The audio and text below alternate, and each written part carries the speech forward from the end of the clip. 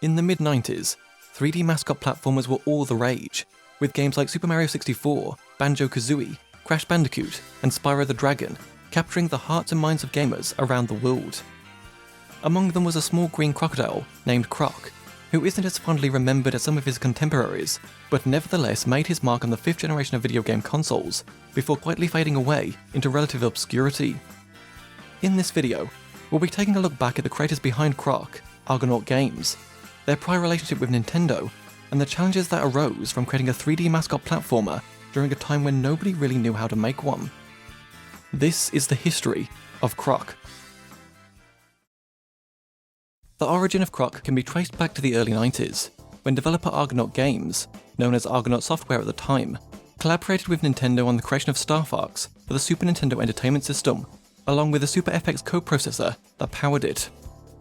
Argonaut had signed a 3-game deal with Nintendo, which guaranteed a steady stream of work for the company, and led to the creation of the aforementioned Star Fox, as well as Stunt Race FX and the ill-fated Star Fox 2.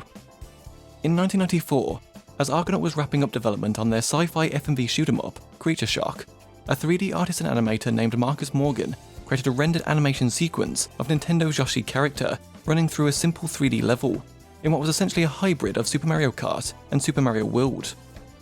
While it wasn't playable, Morgan's test animation helped the team visualize what a 3D platform game might look like in a time when nobody had made a 3D platformer before. They thought about how they could use the Super FX chip to tackle a 3D game in this genre, but there didn't appear to be a way to take the limited number of polygons and clock speed of the coprocessor and do something that would have been a rewarding 3D platforming experience. Even still, Argonaut pitched their Yoshi game to Nintendo, but unbeknownst to the team, Nintendo had been quietly working on its own 3D platform game, which became Super Mario 64. Unsurprisingly, Nintendo saw little reason to invest in Argonaut's 3D Yoshi platformer when they were already working on a 3D platform game of their own, starring Mario, so an agreement was never reached. The cancellation of Star Fox 2, as well as a 3D fighting game called FX Fighter, had cost Argonaut greatly, as it meant they weren't receiving royalties from these games or the Super FX coprocessor that powered them. This, along with the cancellation of a virtual reality headset they were creating for Nintendo called the Supervisor, soured Argonaut's relationship with a Japanese company, and so they decided to look elsewhere for publishing support. Of course, they couldn't just offer a Yoshi game to anyone else, as that was Nintendo's character, so they needed to design a new character from scratch. In 1995, an artist called Simon Keating was sitting in the render farm and had some free time on his hands. When he heard that Argonaut's founder, Jez San, was looking for a new video game character, he began doodling straight away and came up with a tough-looking gun-wielding crocodile with a single fang, inspired by his cat at the time that also had one fang. This drawing caught the eye of lead designer Nick Cusworth, who happened to be finishing up work on Creature Shock Special Edition and wanted to make use of this character in some way. Programmers Anthony Lloyd and Lewis Gordon sat right around the corner from where Cusworth was working, so he'd constantly be at their desks to see what they were doing. After the Yoshi pitch was rejected, Lloyd and Gordon received Sega Saturn dev kits and were tasked with figuring out the hardware, as well as getting a baseline 3D engine and renderer up and running. Cusworth took Keating's drawing to them, and together they began putting together a small demo that featured an early version of Croc running down what were effectively snowy-looking tubular pipes. None of this appeared in the final game, but it helped them learn what they could do on the Saturn. In September 1995, Sony's PlayStation console reached the UK, and upon its arrival, the team found new inspiration. They didn't have early PSX dev kits, so it was only after the console launched, and they got to see the launch titles for it, that they realised that what they were doing was actually attainable. They transferred their tech over to the PlayStation, and pitched their demo to San as a 3D platform game, with the PlayStation as their main target. After putting together a small team and receiving the green light, they asked themselves, how exactly do you make a 3D platform game? Because at the time, there weren't really any references for what a 3D mascot platformer could be. The closest thing they had was the PS1 launch title, Jumping Flash, so when approaching the design of Croc, they basically took what 2D platformers were doing and added a third dimension to it, with Yoshi's Island in particular being a great source of inspiration. Cusworth, Lloyd and Gordon had a conversation early on about how 2D game development worked, and how that could be extrapolated for 3D. With 2D games, developers would often create tiles that are then placed on a 2D grid.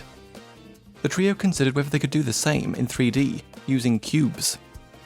They had the art team create 3D tiles that fit on a grid, and then constructed the levels out of those prefabs in a tool they called the Croc Editor. These 3D tiles would fit together like Lego bricks, which made it incredibly quick and easy to put levels together.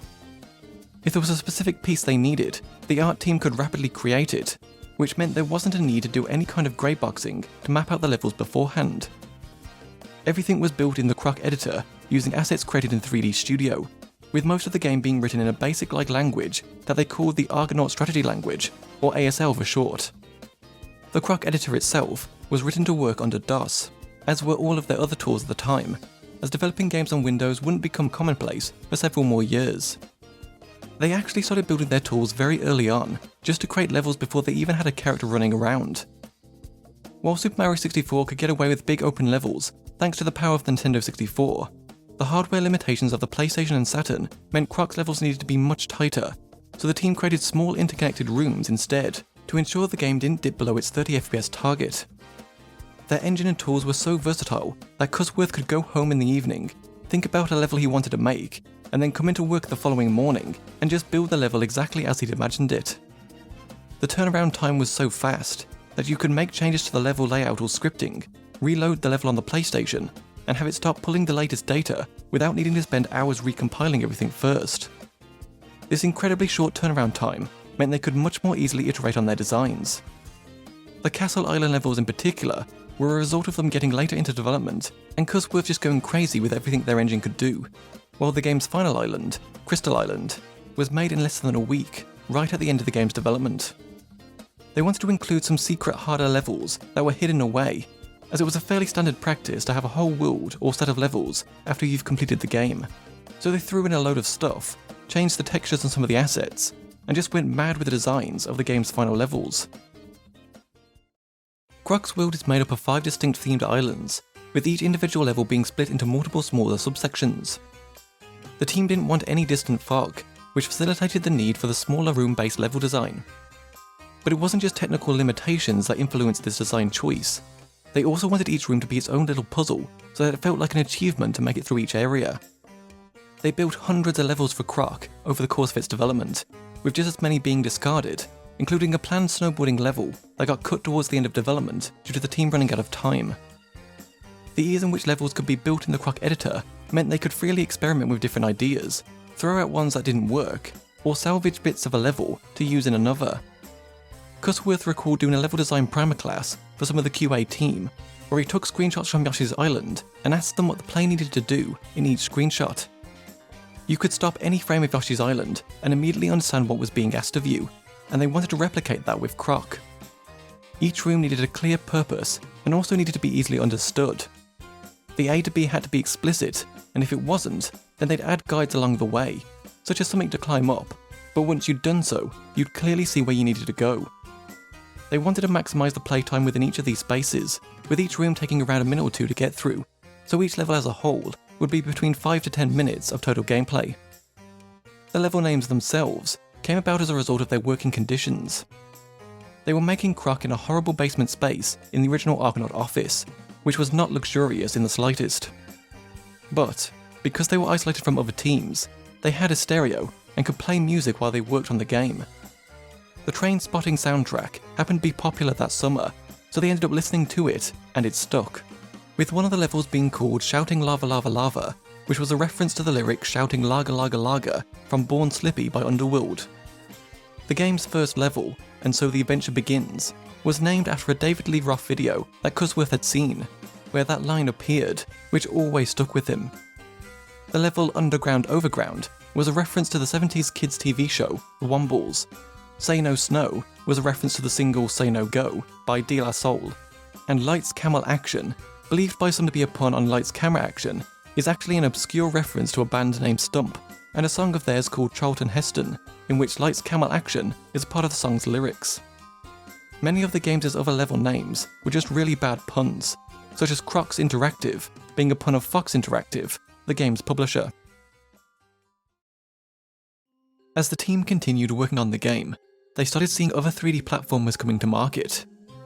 Cusworth recalled seeing Bubsy 3D, a now notorious title, which was dealing with the same problems they were, as well as E3 footage of Crash Bandicoot, which looks stunning, but chose to adopt a corridor structure instead of the room-based approach they were taking with Croc. It was fascinating seeing how everybody was exploring how to make a 3D game in a genre that was pretty much perfected in 2D. But it wasn't until Nintendo unveiled Super Mario 64 that the industry truly understood what a 3D mascot platformer could be. Cosworth first saw the game on Bad Influence, a UK video games TV show that aired on CITV in the 90s, but by this point, it was too late to course correct without risking the possibility that Croc would never ship. Croc's controls in particular left something to be desired. Unlike Super Mario 64, which benefited from the N64's analog stick, Croc was developed with the PlayStation's and Saturn's digital gamepads in mind. Since they could only move Croc in 8 directions, they chose to implement what are commonly referred to today as tank controls, or something akin to the original Tomb Raider, in which you turn your character and then run forward. It was the only thing that made sense to them at the time, given they were working with a digital pad. To add insult to injury, Argonaut received Sony's dual analog controller just weeks before the game went gold. Because of this, they had to shoehorn analog controls into Croc at the last minute, so they basically just mapped the game's digital controls directly to the analog sticks, which didn't feel great. The game's camera was perhaps the biggest challenge at the time, and something which Super Mario 64 once again nailed right off the bat. Croc's camera was pretty simple in that it stuck to Croc's back, with a little bit of damping so it didn't seem too rigid. Getting it to move automatically so that the player didn't have to constantly readjust it to face the direction they wanted proved especially difficult, as it needed to move around smoothly whilst avoiding objects and walls to try and show Croc at the right angle for optimal gameplay. Most of the character designs for Croc were done by Simon Keating and Peter Day, with Scott Butler and the rest of the art team then creating all of the 3D models and animations based on the initial designs, using 3D Studio. The fluffy big-eyed gobbos that are seen being captured at the start of the game by Baron Dante and his minions were created because the team wanted something for the player to save. A crocodile going after a princess seemed a little silly, so instead they had a baby Croc washed up on the shores of an island inhabited by the gobbos, who raise Croc like one of their own. Then, when Croc's brothers and sisters get kidnapped, there's some motivation there for the player. The gobbos were always basically fluffy balls, but they originally started off pink in colour instead of brown. They were later refined by animator Peter Day to adapt them better to 3D. The game's soundtrack was composed by Justin Schiavone, who'd been working as an in-house musician at Argonaut since 1994, and had already worked on many published game soundtracks by the time Croc came along. His only mantra when making the Croc soundtrack was that people had to be able to whistle along to the tunes. Croc's theme song came about after he heard a library CD of Mexican music, where one of the songs had a rhythmic piano riff. He didn't intend for it to sound like a game show theme, but the second half ended up being a bit like one. The cave level tracks were based on the Addams Family theme, with the harpsichord and finger snaps, and his use of a theremin came from listening to The Simpsons Halloween specials. The Flibby boss fight track was styled after the Rocky theme, however record producer Steve Levine told him to make it sound less like the film, so that they didn't get sued. It took most of the year to compose, mix, remix and tweak the music to make sure it matched the game perfectly. Unlike other games, where the music is typically made towards the end of development, for Croc they decided to kickstart their music at the same time as the game itself, allowing them to keep perfectly in sync by having highly integrated music and themed level design. They scored Croc much like a feature film, and ended up with so much music by the end that they had to compress the audio 4:1 just to fit it all on one disc.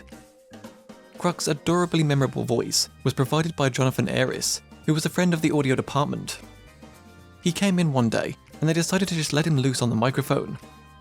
They showed him the game, and he managed to nail everything within an hour. Croc was in development for at least a year before they had a prototype ready in 1996 to show to publishers. This was a deliberate choice by Jez San, as he wanted to get the game to a certain point so that he could sell it for more. The team had completed a number of vertical slices by this point, and even though it didn't all make it into the final game, you could still get an idea of what they were trying to accomplish. Argonaut often allowed its teams to develop a lot of stuff to a pretty late stage, so they had the freedom to try out a lot of different things, and also fail at a lot of different things. This was partly due to games being cheaper to make back then, but also because Argonaut had received money from a private equity firm called Apex Partners, which gave them the financing they needed to finish the game. At E3 1996, they showed off their Croc prototype to a number of different publishers, but it was Fox Interactive that ultimately won them over. Not only did they want to make Croc their first original game, they were also keen on taking it further into other media, and were well placed to do that. Fox's advances weren't the largest they'd been offered, but they knew the company well, and liked the prospects of full media coverage. They were also working with Fox on an Alien Resurrection game at the time, so it only made sense to continue working with them. Because they'd taken a lot of the risk out of Croc, by developing a good chunk of the game themselves with their own money, they were able to sign a favourable deal with Fox, where they received $5 for every copy of Croc sold. EA took responsibility for distributing the game in the UK, and for Japan, they sold the rights to MediaQuest, a subsidiary of Mitsui & Co., who sent over Kabuto Aoki, creator of the character Bonk. He proved to be a fantastic addition to the team, as they always had these amazingly creative conversations with him, but much of what he proposed never actually made it into the game, due to him still largely thinking in 2D. Croc: Legend of the Gobbos was released for the PlayStation in September 1997, with Sega Saturn and PC ports arriving in November 1997. Croc received middling reviews from critics, with many outlets lambasting the game for being highly derivative of other titles at the time, such as how Croc lost his gems when hit, like Sonic, or how Croc's movement was reminiscent of Tomb Raider. Of course, Croc's biggest point of comparison was Super Mario 64, which had launched a year earlier and had set the benchmark for what 3D platformers at the time could be. While reviewers were less than enthusiastic about Croc, Fox was plenty happy with its sales performance, with the game managing to sell over 1.5 million copies worldwide by September 1998, and by March 2000, the game had sold over 2.4 million copies worldwide, becoming Argonaut's biggest game in terms of sales and royalties. Croc's cute appearance managed to attract a decent number of female players, so a lot of people picked it up because they felt like it was something they could play with their girlfriends. The fact that Croc released on multiple platforms also likely helped boost the game's sales, as mascot platformers at the time were typically bound to a particular console, such as Sonic with Sega, Crash Bandicoot with Sony, and Mario with Nintendo.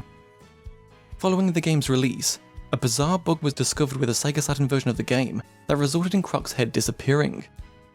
This bug came about as a result of the differences between Saturn dev kits and retail units, which meant it would have been impossible for the porting team to replicate it. Defective copies were recorded in North America, but in Europe, a yellow leaflet was added to subsequent copies of the game instead, that instructed players on how to get around the issue. The workaround required players to switch the console on before inserting the game disc, as the bug only cropped up if the game was already inserted when the console was turned on. A Croc animated TV series was also in the works, with scripts being done by some of The Simpsons writers, one of which also wrote the background story for the game's manual, though it bore little resemblance to the actual game. Plush Croc toys were also being considered, but neither they nor the cartoon ever came to market. Following the release of the first game, the team immediately started work on a sequel. Croc 2: Kingdom of the Gobbos, as it was originally called, was to be bigger and more ambitious than its predecessor, as there were a number of ideas the team were unable to implement in the first game, due to time, technological, and budgetary constraints. All of their DOS-based development tools were moved over to Windows, and improvements were made to their engine to allow for larger, more open levels. Gone were the claustrophobic room-based levels of the first game, with Croc 2 sporting noticeably bigger and more expansive areas that could feature 5 to 6 minutes of gameplay before you'd see a loading screen. Croc's movement was also updated to be faster and more fluid, thanks to the team building the controls around the analog sticks instead of the digital pad. They expanded his moveset to allow him to perform high jumps and long jumps, and a new array of interactable objects were added to his environment for more varied gameplay, such as Croc now being able to swing on ropes, ride minecarts, maneuver giant snowballs, etc. The world building and storytelling were also areas the team wanted to improve upon, with the Gobbos no longer being simple collectibles, but actual characters that Croc could talk to in order to solve puzzles, get hints, and advance the plot. Despite all of these improvements though, there was one area where Croc 2 actually regressed from its predecessor, and that was the game's camera, which Cusworth described as being just plain awful. It didn't help that the team got used to it while developing the game, so they didn't foresee it as being a problem. They were still a relatively small team, with a lot of people wearing many hats, so they weren't able to dedicate somebody to the camera system. If they had, it likely would have fared much better. Another problem stemmed from the attitude that developers had to cameras at the time. While today it's commonplace for the right analog stick to control the camera, back then that sort of thing was considered cheating. There was this mentality that the game should show you what's right, and that you shouldn't have to touch the camera at all. When it came time to design the game's levels, Cusworth made it his goal to ensure each level had its own theme, something that was unique to that level, so that Croc 2 had a much greater variety than the first game. The downside to this approach was that there were some things that were rougher around the edges than they probably should have been, and a lot of levels ended up being cut from the game entirely. However, it wasn't quite as bad as it sounds, as thanks to their Croc editor, it was easy for them to quickly iterate on ideas and get levels up and running. It afforded the team a lot more creativity and was an incredibly freeing experience, as they could try out their crazy ideas without there being any significant repercussions if an idea didn't pan out. The kart racing, boat racing and hang gliding levels, as well as the game's hub worlds, were inspired by Diddy Kong Racing, which the team was playing a lot of at the time. Towards the end of the game's development, they were practically doing a level a day, and they had the entirety of Croc 2 built in less than 18 months. The success they'd had with the first game meant there were very few people telling them what they could and couldn't do, which resulted in the game's scope getting out of hand. It didn't help that they didn't have any strict deadlines or milestones to follow. While they certainly would have existed to some extent, the team was never really exposed to them. Because there wasn't a lot at stake back then, there was a lot less responsibility placed on the team's shoulders. That lack of supervision meant that they ended up going too wide with Croc 2, which came at the cost of the game not being particularly polished. The team also ended up coming in on the weekends just to work on stuff. This wasn't through any pressure from Argonaut though, rather it was just something they wanted to do, as they were all super passionate about what they were doing. Croc 2 was released for the PlayStation in August 1999, with a PC port arriving several months later in March 2000, and a Saturn port not arriving at all due to the console being considered a flop. A Dreamcast version was also being considered, but ultimately never ended up happening either. Like its predecessor, Croc 2 received mixed to average reviews from critics, with the two major criticisms stemming from the game's difficulty and camera. Fox Interactive launched a multi-million-dollar marketing campaign for Croc 2, including TV ads, retail support and incentives, as well as a promotional partnership with Lifesavers Gummies for the US market. In the original game, players could jump on nondescript blobs of jelly to help Croc reach higher places. Scott Marcus, Vice President of Worldwide Promotions, Sponsorships and PR for Fox Interactive, hit upon the idea of giving those jelly blobs some shape for the game's sequel, and pitched this idea to Nabisco, who owned the Lifesavers brand at the time. Nabisco was all for a violent-free game that was expected to reach the hands of 2 million plus kids. However, Croc 2 didn't perform as well as expected, with the game only managing to sell just over 500,000 copies by May 2000. While Cusworth was proud of the work he and his team did on Croc 2, he understood that people preferred the first game, thanks to its simplicity and always having a clear goal in sight. Croc 2 also released during a time when the next generation of consoles were fast approaching, and the industry was broadly moving towards more mature games, which likely didn't help its sales. In the early 2000s, Cusworth proposed a third Croc game as an Xbox multiplayer title, using Xbox Live's online functionality. The game would have taken place after Croc reunited with his parents in Croc 2. Now in the land of his species, Croc would train other Crocs to face challenges and go on adventures on their own. The game would have included a single-player mode, along with 2-player and 4-player co-op, and would feature cooperative puzzle solving. Cusworth came up with the concept for Croc 3 while working on Orchid, a cancelled action-adventure beat-em-up for the Xbox and PlayStation 2. Development of Orchid wasn't going too well, but the project had given the team a lot of experience with the Xbox, and Cusworth wanted to try tackling a multiplayer Croc. The game would have featured hub worlds similar to the village hubs in Croc 2, with different doors to go into. Each door would have a number on it that corresponded to the number of players needed to enter. Some single-player, some 2-player, and some 4-player, with the co-op levels requiring players to work together to beat the level. However, the game never went beyond the idea phase, as Argonaut was going through a rough patch at the time. The money from their Harry Potter games was drying up, and the company was struggling to make the transition to the 6th generation of consoles. Their publisher, Fox Interactive, also didn't survive much longer into the 6th generation either, meaning they would have needed to seek out a different publisher.